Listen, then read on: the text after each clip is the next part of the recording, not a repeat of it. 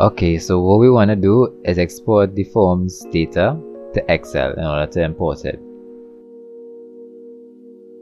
And here we'll see the data, all the questions and the responses, and we want to save that.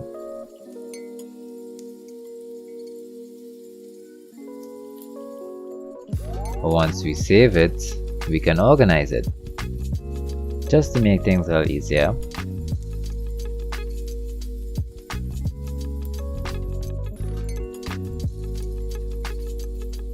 Now we want to open SPSS to import the file, get the file,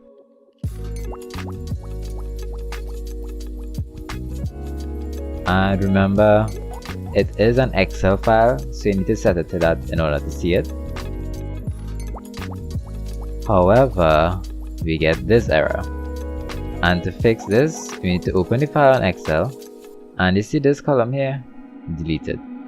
Now this part is optional, but I wouldn't be using the answers for my demographics in the calculations, so I delete these rows as well, but you can leave it because it's not going to affect the importing.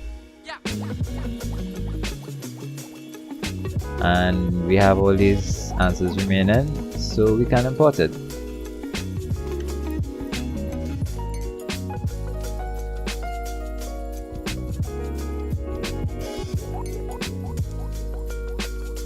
Just press OK,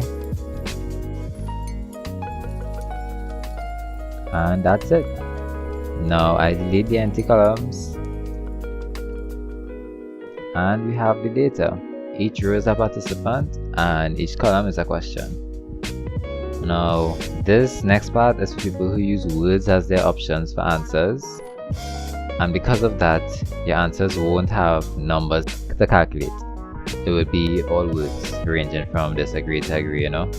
If you have numbers though, you could switch to the add-in labels to value section. Okay, so in order to put in these values, I'm going to open the original scale side by side with SPSS, and I'm going to change the words into numbers. So what you want to do is go into transform, then recode into the same variable, and you want to select all the questions on that scale.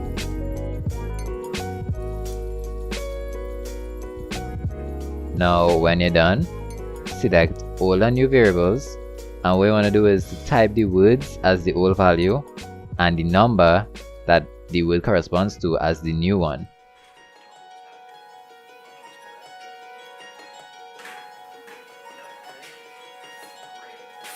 When you're done, press continue, then OK, and there you are, all the words are now values.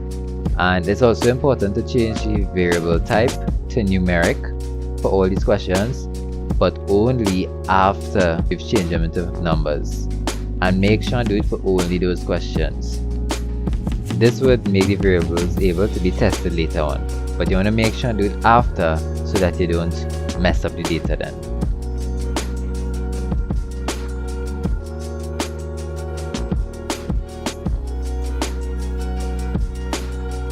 After that, since there's a Likert scale for this question, we want to change the measure to ordinal.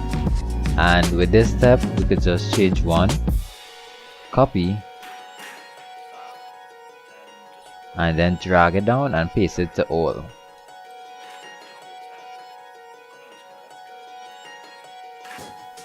Now this next step is entirely optional and it won't affect anything calculation wise, but I highly recommend to do this to make things easier.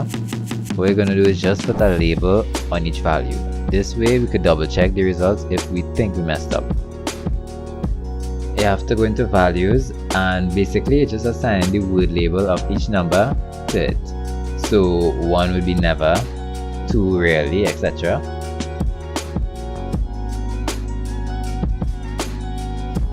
And after that you just copy and paste it to all the values. And we can see back in the data view, you can switch between the numbers and the words now. And just to make sure, when you look at participant 1, it lines up the words and the points. But then there's a thing called reverse coding, which basically means that the point allocation is reversed. So what we're going to do is transform, record into the same variable, and you'll be selecting only the questions that need to be reverse coded.